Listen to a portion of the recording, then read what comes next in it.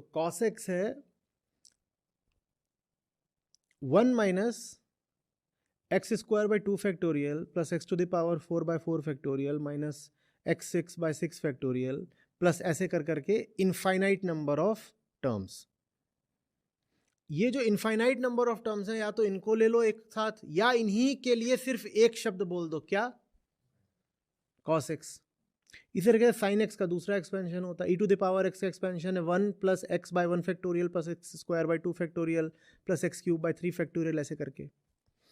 अब या तो बोल दो e to the power x या बोल दो कि इनफाइनाइट नंबर ऑफ टर्म्स, लेकिन इन दोनों के बीच में क्या लगा हुआ है? एक is equal to.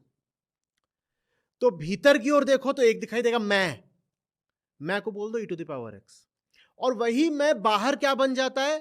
Infinite number of terms, infinite number of terms. तो बाहर ये जो प्रकृति अनंत बिखरी हुई है जिसमें विविध विषय हैं, ये कुछ नहीं है, ये भीतर की चीज का बाहरी एक्सपेंशन है। भीतर बैठा e to the power x और वही बाहर एक इनफाइनाइट एक्सपेंशन बन जाता है, या भीतर बैठा है sin x या cos x जो कि बाहर एक इनफाइनाइट एक्सपेंशन बन जाता है। लेकिन बाहर आप जब भी देखते हो तो उस इंफिनिटी को एक साथ नहीं देखते हो, उसके आप छोटे छोटे टुकड़े देखते हो। आपने एक्स स्क्वायर बाई 2 फैक्टोरियल देख लिया, आपने एक्स स्क्वायर बाई 2 फैक्टोरियल देख लिया, तो फिर आपको यह नहीं दिखाई पड़ता कि वो और आप एक हो। जो पूरे को देख लेता है उधर बाहर, वो जान जाता है वो सब कुल मिला के मामला वही है जो इधर है। तो जब इधर का ही मामला बाहर है तो बाहर की कोई चीज इससे बड़ी कैसे हो सकती है? भाई वो जो पूरी इनफाइनाइट टर्म्स है उन सबको ले लो, अब ना sigma n is equal to 1 till infinity, पूरी जितनी सब कुछ ले लो, वो पूरा टोटल भी कर दोगे तो क्या वो भीतर की वस्तु से बड़ा हो जाएगा? तो भीतर की वस्तु अगर कहती है मैं अपूर्ण हूं, अधूरी और हूं, भूखी हूं, तो क्या बाहर का कुछ भी आके उसको पूरा कर सकता है? अरे बाहर का तो जो कुछ है वो कुल मिलाकर भी भीतर के बराबर ही है। समझ में आ रही बात? हाँ, इसी बात को, बाहर की टोटलिटी को एक साथ देखना और भीतर वाले को ऊपर से देख लिया और देख लिया कि इनके बीच तो इक्वल टू लगा, ये ब्रह्म दर्शन है। ये जो इक्वेशन है ब्रह्म इक्वेशन है। आप देख लो बस कि ये जो भीतर e to the power x बैठा और बाहर जो ये इनफाइनाइट डाइवर्सिटी है, इनके बीच में इक्वल का साइन है। और यही वेदांत की पूरी दुनिया को विशिष्ट भेंट है। ये इक्वलिटी पूरी दुनिया के दार्शनिकों में से किसी को कभी नहीं समझ में आई। अहम ब्रह्मास्मि अयम आत्मा ब्रह्म। भीतर का सत्य और बाहर का सत्य एक है, और भीतर का असत्य और बाहर का असत्य भी।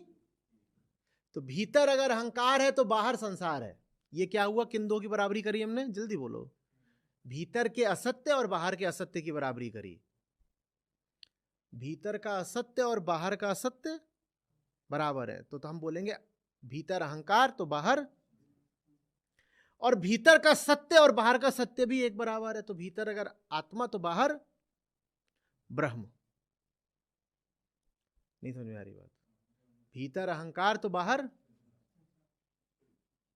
और तब इक्वेशन क्या बैठेगी? e to the power x equals to 1 plus, ये क्या है? भीतर अहंकार बाहर। और सत्य कब आता है? जब x को आप वैल्यू दे देते हो 0 की। अब इक्वेशन में क्या बचा? भीतर भी e टू द पावर 0 कितना होता है? ये इंजीनियर नहीं है। e टू द पावर 0, अरे, और x इक्वल टू 1 करते ही बाहर का भी जो पूरा एक्सप्रेशन है वो क्या हो गया? एक और एक मिल गए, एक बराबर एक। कोई दूसरे कोई सवाल नहीं, एक रहा दूजा गया, दरिया लहर मिटाए, सब खत्म। समझ में आ रही?